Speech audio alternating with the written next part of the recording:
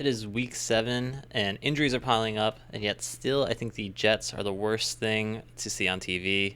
Let's talk about it. Let's jump right into this London game where we have the Broncos and the Jets. Starting off, Justin Fields, a horrendous day. You see 9 of 7, 45 passing, but sacked 9 times for 55 yards, resulting in a net negative 10 total yards. This is the NFL's only winless team remaining. They finished with a franchise low negative 10 net passing yards, which is the worst that we've seen by any team in nearly 3 decades, which it's incredible that that's even happened before. Fields is interesting as a player. He has a ton of potential, huge rushing upside, but in this Guillotine format, we are seeing the downsides of that as well. I think Fields is someone that we want to be benching around week 8, which is coming up super soon. If he hits your waivers, you might be able to pick him up and start him for a few more weeks, depending on matchups. But especially with the injuries happening around the team that we'll get to in just a second, I wouldn't be bidding super aggressively on him. I'd be looking in the 2 to 3% FAAB range and looking to bench him as soon as possible, realistically. That being said, we have Breece Hall here in the rushing category I wanted to talk about. Breece was 22 for 59, no targets, I believe, so just the 5.9 points on the day. It's a rough outing. We expect him to be a little bit more involved in the receiving game, but love to see the usage and the high carry count. We want Breece Hall on our roster, and we especially want Breece Hall if he gets moved to a different team. There are rumors of Breece Hall being moved, and there's some great teams that he would fit onto that would bring a ton of value. Top of the head would be Chiefs, Chargers, 2 teams that would love an upgrade at the running back position that I think Breece Hall would thrive on, even in his current position. And I think we need to bid based on his current position, even though these ideas of trades can be super fun. He is the bell cow running back in this Jets team, and again, with other injuries, he is going to be continued to be relied on. And so I think a bid in the 9 to 12% range is pretty fair for a guy that will be starting pretty late into the season. A guy that I am worried about, Garrett Wilson. Garrett Wilson got injured in this game. He was 3 of 8 for 13 yards, 4.3 points before exiting. Garrett Wilson's had an incredible season. We've seen what we've seen in the past with Justin Fields, where he hyper targets his wide receiver 1, and that's done really well for Garrett Wilson. He's expected to miss a few weeks, though, and that is especially tough in these guillotine leagues where you think, well, I want to be preparing for the end of the season. I want to be preparing for the end of the season upside. But by the time Garrett Wilson gets back, we have to remember that our teams are ideally going to be incredibly stacked, and we're going to have a tough time picking wide receivers. Garrett Wilson might not be starting on your roster by the time he gets back. Maybe he is. Maybe it's only a week or two. Unfortunately, the injury heavily dampers his value, and so because of his upside and because of the targets he's getting, maybe you can bid in the 5% range. He might just be off my radar, in spite of just some smaller bids. The injury is going to be crushing his value. And then despite the Jets going to 0-6 and losing this game, we still have a couple Denver Broncos I want to talk about here. Starting off with J.K. Dobbins. J.K. Dobbins still leading this backfield. R.J. Harvey hasn't taken over quite yet. J.K. Dobbins had 14 carries for 40 yards, 0 of 1 on receptions, but just the 4 points. Similar to the Breece Hall case, we are expecting Dobbins to be a little bit more used in the receiving game. And the no touchdown obviously hurts. But seeing that he's leading the carries, we are not too worried about his long-term production, only if Harvey starts to piece out of it more. But Harvey just 2 carries in this game. So I feel pretty good about Dobbins moving forward. He's not elite or explosive at this point in his career, but he's certainly a serviceable player that'll help you in the next few weeks, and then you'll look to replace towards the end of the season. I'd be bidding in the 5 to 7% range on him. Really depends on your running back position. And then another guy here in the receiving category, we have Courtland Sutton. Courtland Sutton just 1 of 3 for 17 yards, 2.7 points. Sutton's looked really great so far this year. Bo Nix maybe not having the jump that a lot of people are expecting, but Sutton has done fairly well in the low wide receiver 1, high wide receiver 2 range. Sutton's a guy that we are going to be able to start for many, many weeks moving forward. I'd bid fairly aggressively to get Sutton, and I think he'll hit a lot of waivers this week. I might bid in the 9 to 12% range on him, maybe even a little bit more if you really want to bolster the wide receiver position or you feel like you're in a bad spot. Sutton is someone I want to be making a move on. And then moving into our next game, we have the Browns at the Steelers. The main player I want to talk about here is going to be Quinshon Judkins of the Browns. Judkins was 12 for 36, over one, kind of the same playbook as the Dolphins and Breece Hall thing. We want him to be a little bit more involved as a receiver. We also, of course, love a touchdown for our running backs. But just the 3.6 points is going to hurt. But Judkins has looked great in previous weeks. He's continuing to get better as a rusher throughout the season. He's a rookie who started late. And so Judkins is a player I think we should still be bidding aggressively to go get. I think a 7 to 9% bid, again, of course, depending on your running back position, is going to be something that we're looking to do. Moving into the Seahawks and Jaguars game, again, we're focusing on the running back here. We have Kenneth Walker, who actually got out-carried by Zach Charbonnet and significantly out-snapped by Zach Charbonnet. I believe it was a 2-to-1 ratio between the two. Kenneth Walker, 10 for 34, one reception for 3 yards. That's 4.7 points. This backfield has been really tough to work with in fantasy football this year. And for that reason, if you just don't want to touch it, I do not blame you. I think Kenneth Walker still has a lot more explosiveness than Zach Charbonnet, where Zach Charbonnet maybe has a little bit of a better receiving game than does Walker. But because of the explosiveness, I would still be bidding a little bit on Kenneth Walker. I understand, again, we might not want to be too aggressive on this, but around 7% feels right to me for Kenneth Walker. You're going to be able to start him for a couple more weeks. He has plenty of upside, but unfortunately, he's not getting the receiving work, and the downside is pretty apparent, as we can see this week. So I think 7% is aggressive enough that you get to utilize him for a couple weeks. Hopefully he has a breakout game or two and gets more involved. But yeah, we do not want to be bidding too aggressively on this backfield. And then moving into our Titans-Raiders game, just one quick note I want to talk about here, and that's on Calvin Ridley. Ridley was 1 of 1 for 18, so that's 2.8 points. We are at the point Ridley should be on your bench or he should be getting dropped.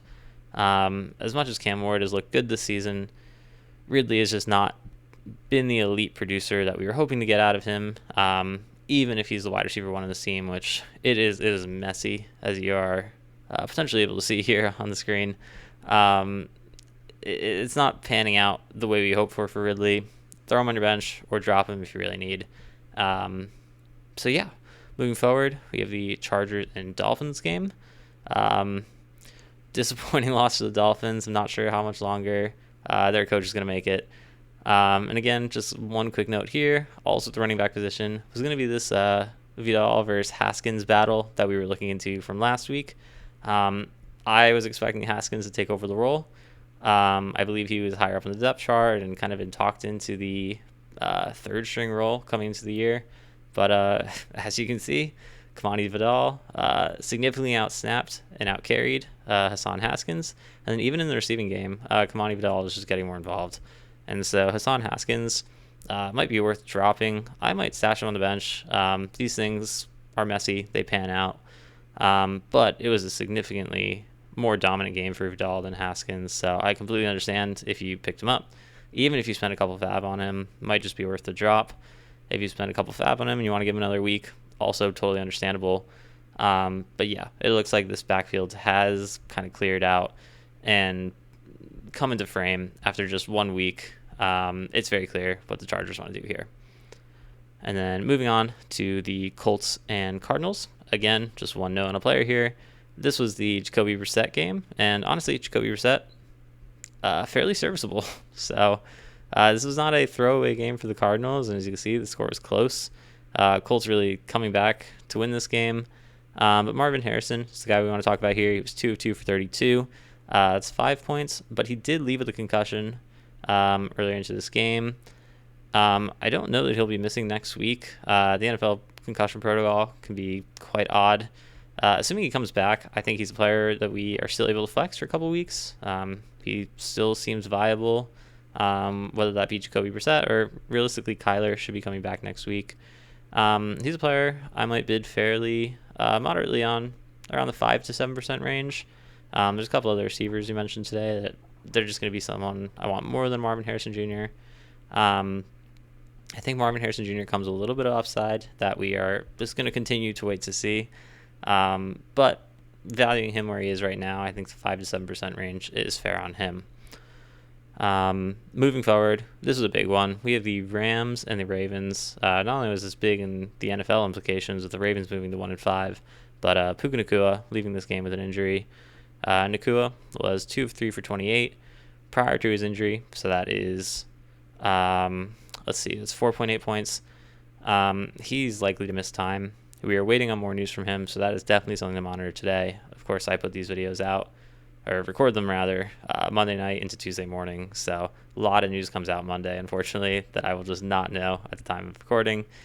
So monitor that. I'm assuming he's going to be out until about week 9. That'll push them through their bye, and I think that just makes a lot of sense. We're hoping it's not going to be longer than that. And we've seen Puka show himself to be the potential just wide receiver 1 across the entire NFL this season. And so he's going to be someone that we want to start immediately as soon as he's back. Even in these guillotine formats where we try and reduce risk and we try not to start players off injuries and suspensions and other things, Puka's a guy that you're going to plug in as soon as you can. So assuming we can get him back as soon as week 9, I might shoot pretty aggressively on him in the 13 to 17% range. And strangely enough, if you feel that your team is strong and can kind of last through the next couple of weeks, especially that week 8 bye whole deal, where I think there's 6 teams on bye that week, we want to be bidding aggressively on him and setting ourselves up for a really strong championship roster. If anything, now might just be a discount on him, and we have to hope that the injury is not more severe than it seems to be. And the other player that is therefore very important for the next coming weeks is going to be Davante Adams.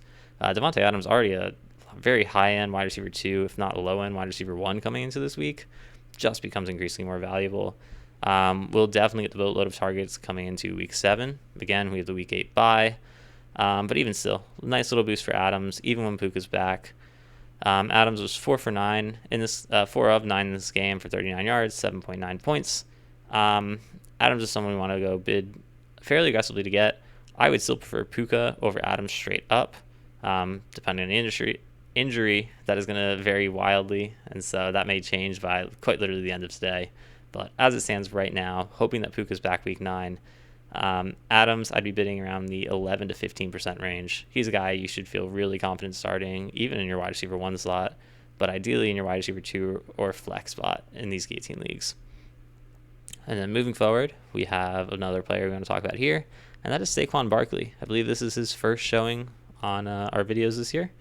Barkley, just 12 carries for 58 yards, 2 of 3 receptions for 9 yards, totaling 8.7 points.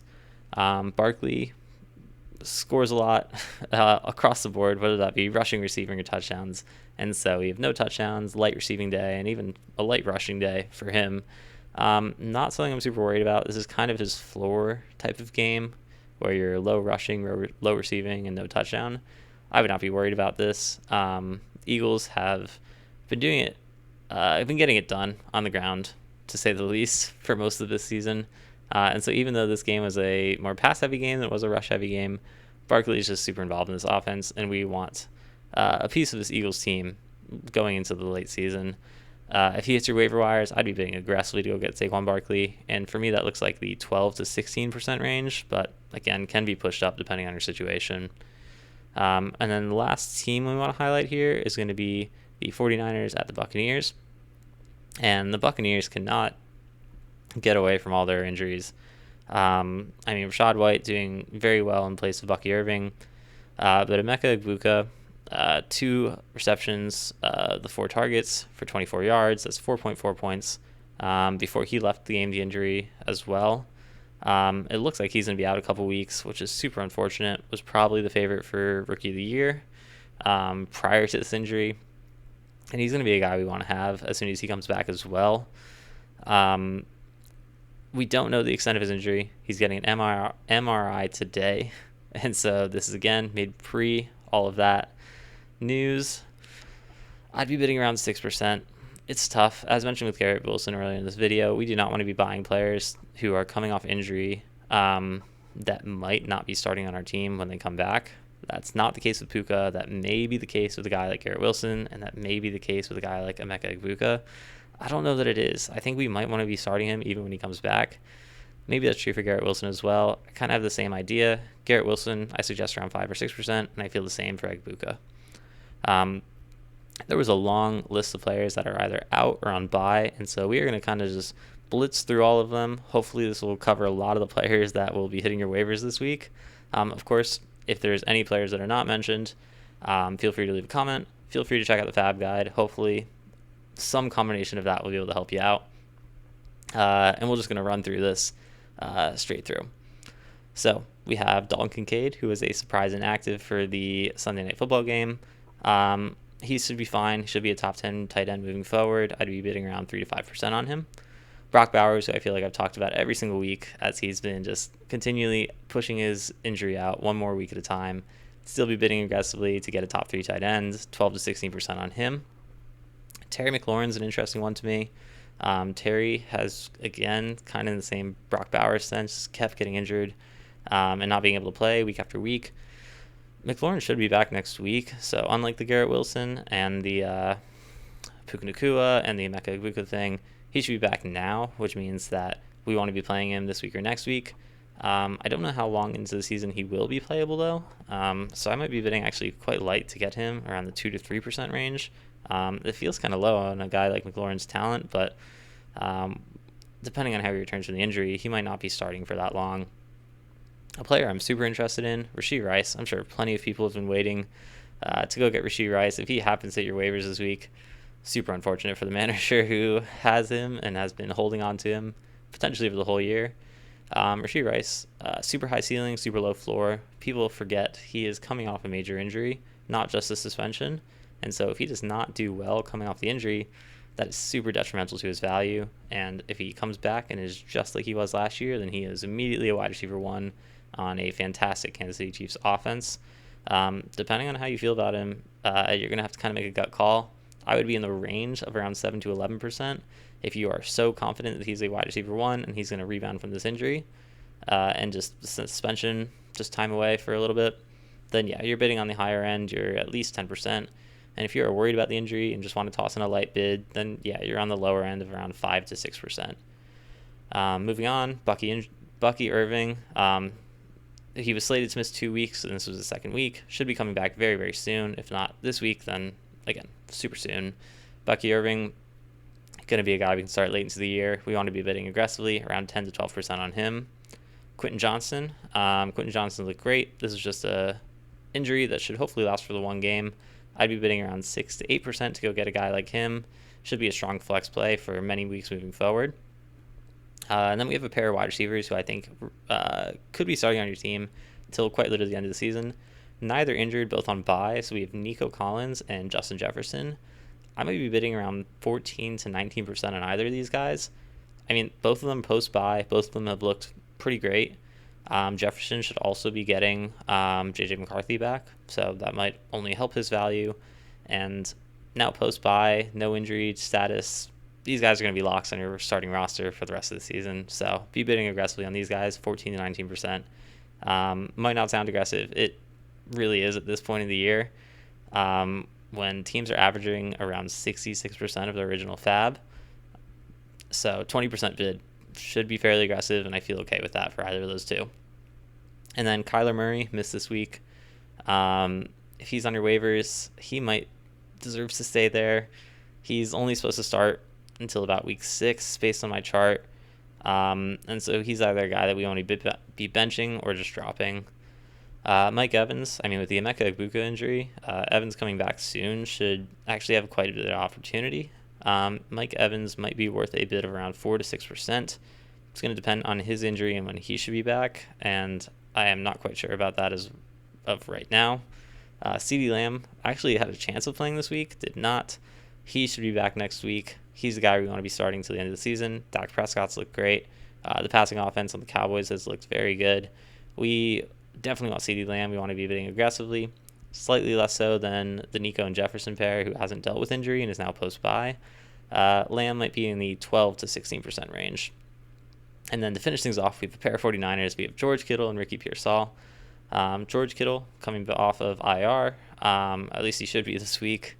You want to be bidding fairly aggressively on him as well. He's in the top 5 to 8 tight end range, depending on how well he returns from his injury.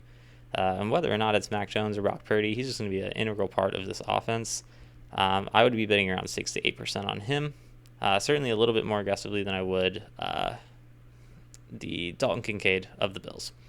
And then lastly, Ricky Pearsall looked great before the injury and should again be coming back this week, but we really never know with these 49ers guys.